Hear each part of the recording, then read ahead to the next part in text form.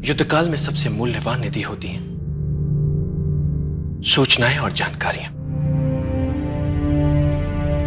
शत्रु पक्ष की सूचनाएं और जानकारियां हमें बहुत कुछ बता सकती हैं, और जब हम इन्हें प्राप्त कर लेते हैं तो ये हमारी व्यूह रचना को बल ही नहीं देती, आधार भी देती हैं और उन्हें धार भी देती हैं।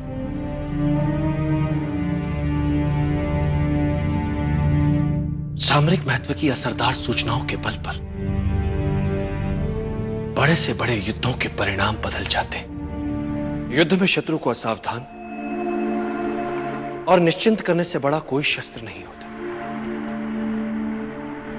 इसलिए युद्ध जीतने के लिए युद्ध काल में ही शत्रु को विश्वास दिला दो कि वास्तव में युद्ध वही जीत रहा है।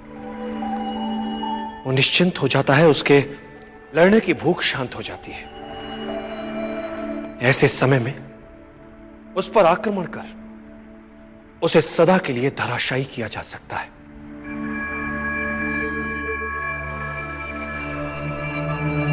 सदैव याद रखो, युद्ध कला को मुख्य 5 तत्व नियंत्रित करते हैं।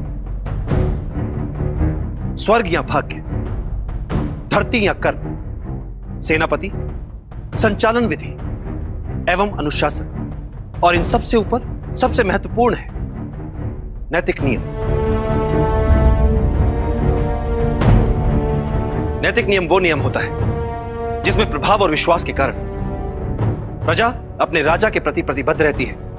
राजा के प्रति यह प्रतिबद्धता एक ऐसा नैतिक जाल होता है जिसमें उलझाकर आप जनता से जो चाहे करवा सकते हैं।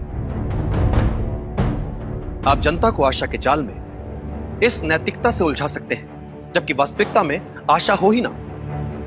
आप इस नैतिक जाल की सहायता से जनता को आशा ना होते हुए भी यह विश्वास दिला सकते हैं कि आशा है। इस तरह से आप उनके स्वाभिमान को उकसा सकते हैं, उनके आत्माभिमान को उबार सकते हैं कि वे अपने लिए अन्य विकल्पों के होने के उपरांत भी आपके लिए अपने प्राण तक न्यौछावर करने के लिए तत्पर हो जाते हैं। चाणक्य सदा कहते थे कि युद्ध करके शत्रु पर विजय प्राप्त करने में कोई बड़ी बात नहीं। बड़ी बात बिना युद्ध किए, बिना रक्त बहाए विजय प्राप्त करने में। बिना आक्रमण के शत्रु को समूचा जीतने के लिए शत्रु के मन से आशा ही मिटा दो कि वो अपने विरोधी से जीत भी सकता है, जिससे उसके लड़ने और जीतने की क्षमता कम हो जाती है। अब आता है योजना का दूसरा चरण। तो दूसरे चरण में जितने भी संसाधन हमारे पक्ष में है उनका प्रयोग, ताकि हारने की संभावना ही ना हो। और योजना का तीसरा चरण, शत्रु की निर्बलता का अपने लाभ के लिए प्रयोग, जिससे जीतने के लिए कम शक्ति लगानी पड़े। और इस बार चाणक्य ने धनानंद के लिए उसी की सत्ता और शक्ति के केंद्र में चुनौती प्रस्तुत कर उसके अस्तित्व को ही एक प्रकार से मानो झकझोर दिया था। स्वाभिमान जब तुम्हें अंधा बना दे तो वो तुम्हारा सबसे बड़ा शत्रु बन जाता है। वो तुम्हें हिंसक बनाता है, तुम्हारे अंदर क्रोध उपजाता है। सबसे पहले हमें इस बात का ज्ञान होना आवश्यक है, और जब हम इस बात को जान लेते हैं तो हमें इसका उपयोगी अंग भी समझ लेना चाहिए, और वो ये है कि इस अभिमान का उपयोग अपने शत्रु के विरुद्ध करें। वो तिलमिला उठेगा और क्रोध से पागल हो कोई ना कोई भूल अवश्य कर बैठेगा।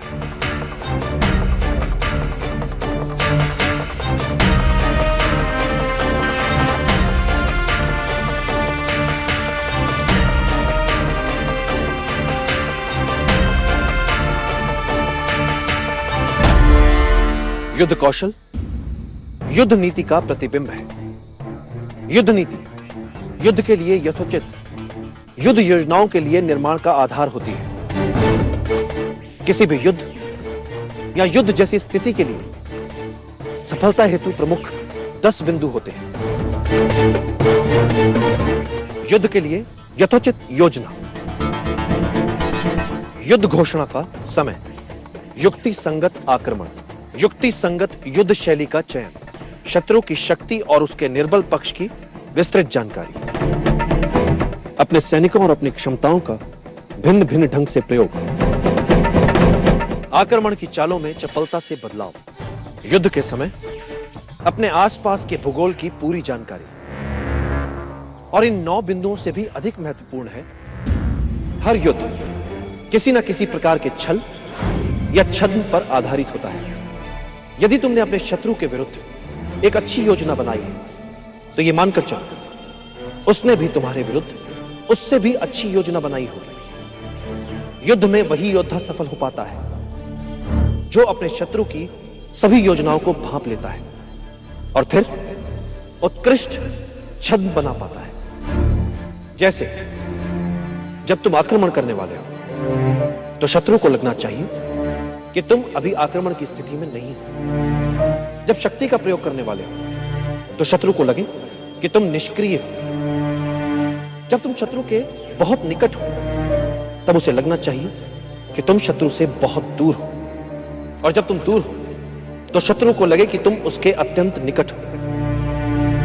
शत्रु से अपनी सही स्थिति छिपाकर छल से उसे अव्यवस्थित करो और शत्रु जब अस्थिर हो उस पर वार करके उसे कुचल दो।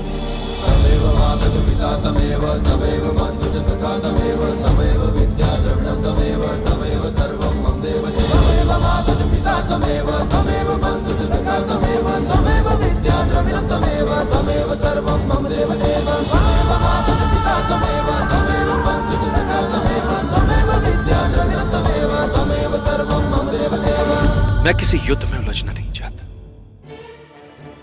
किंतु मगध जैसे साम्राज्य में यदि हम उनसे बिना लड़े अपने आप को बचा नहीं पाए, ऐसे में मगध से सीधे युद्ध के अतिरिक्त हमारे समक्ष और कोई विकल्प नहीं बचता।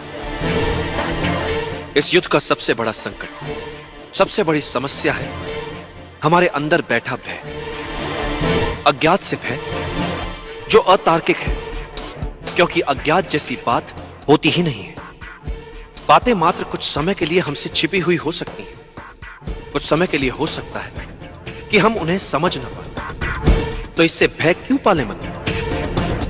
यह तो संकेत है इस बात कि चलो शत्रु के सामर्थ्य के बारे में और जानो और जानो और जानो।